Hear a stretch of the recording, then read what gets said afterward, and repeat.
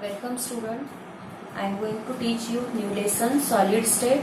This is the first lesson in our syllabus. As you know about the states of matter that you had studied in 11th standard. Matter is everything which has specific mass and needs space. Every substance which has specific mass and needs substance, it is known as matter. And matter are divided into solid, liquid and gases.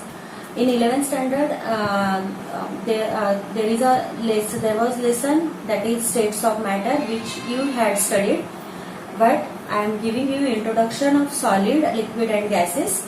So matter is divided into three states, that is solid state.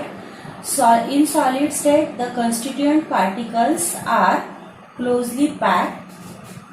These particles are closely packed, and so the intermolecular distance between two constituent particles is less, and therefore the electrostatic force of attraction is very strong. Then in liquid state the constituent particles are loosely packed.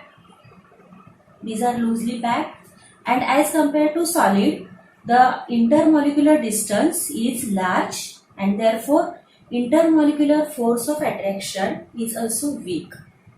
And in gases, these molecules, constituent particles, are very freely packed, and due to this intermolecular distance is very large, and therefore intermolecular force of attraction is very weak.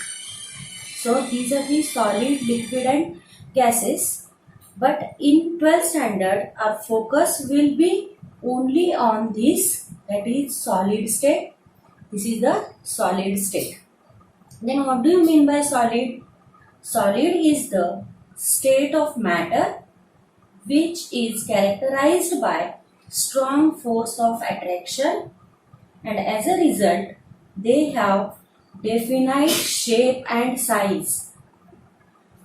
They have definite shape and size and volume, and the smallest constituent particles of solids are atoms, ions or molecules. Atoms, ions or molecules. Okay. So this is a solid. Solid is a state of matter and which has specific shape, size and volume, and the constituent particles are atoms, ions or molecules, and they are characterized by strong force of attraction. Now we'll see the types of solids. There are two types of solids. First one is crystalline solid and second is amorphous solid. So distinguish between the crystalline solid and amorphous solid.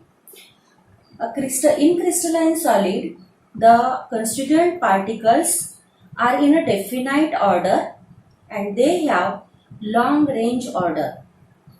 But in amorphous solid, they have indefinite order and they do not have long range order, they have short range order. Okay. So if the arrangement is regularly mannered, definite in a definite order, so they have sharp melting point. But in amorphous, arrangement is irregular and so they do not have sharp melting point. They are third point is crystalline solids are anisotropic in nature. First I will tell you what is mean by anisotropic. Anisotropic means it is the ability of solid to change their properties in different directions. They have different properties in different directions. Which properties? The properties like refractive index, thermal and electrical conductivity are different in different directions, and so they are anisotropic in nature. And in amorphous, they are isotropic in nature. Isotropic means they have same properties in different directions, and in this case they have different properties in different directions. Fourth point is they are the true solids. Crystalline solids are true solids, but amorphous solids are not true. They are pseudo solids. What is mean by pseudo? Pseudo means imaginary solids. Actually, they are supercooled liquids. Okay, is it clear? Then examples are NaCl, diamond and graphite. Diamond, graphite and fullerene are the allotropes of carbon, and these are the crystalline solids. And for example, rubber, glass are the amorphous solids. Alloys also are the amorphous solids. Okay, is it clear? This is solid. Solid is the state of matter which has shape, size and volume is fixed, and the constituent particles are atoms, ions or molecules. They are broadly classified into two types, crystalline solid and amorphous solid. Okay. Now next point is these crystal solids are characterized or are described by the isomorphism and polymorphism. These solids, crystal solids, are described properly in the two terms. First is isomorphism.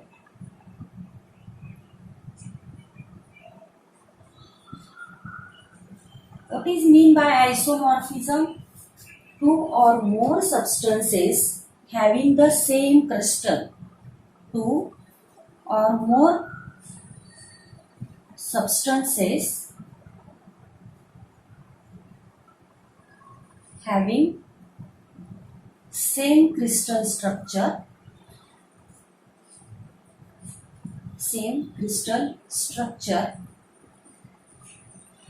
are called as isomorphism. For example, NaF and MgO, sodium fluoride and magnesium oxide, their atomic ratio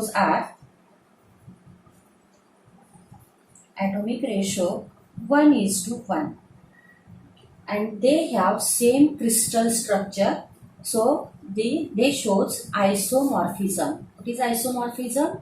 Two or more substances having same crystal structure. One more example is sodium nitrate NaNO3 and calcium carbonate CaCO3, and its atomic ratio is 1:1:3. 1:1:3. Okay. So these are the two examples of isomorphism. What is isomorphism? Two or more substances having same crystal.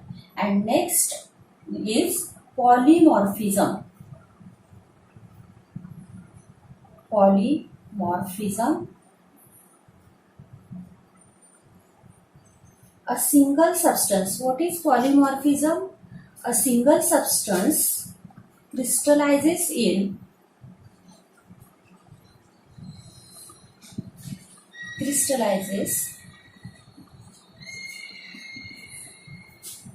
two or more forms.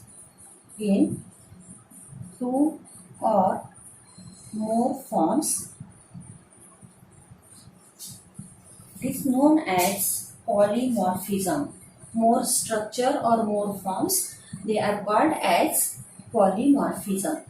In this case, two or more substances have same structure, and in this case, a single substance have two or more structures. For example, carbon has three forms. First is a diamond, then second is graphite and fullerene.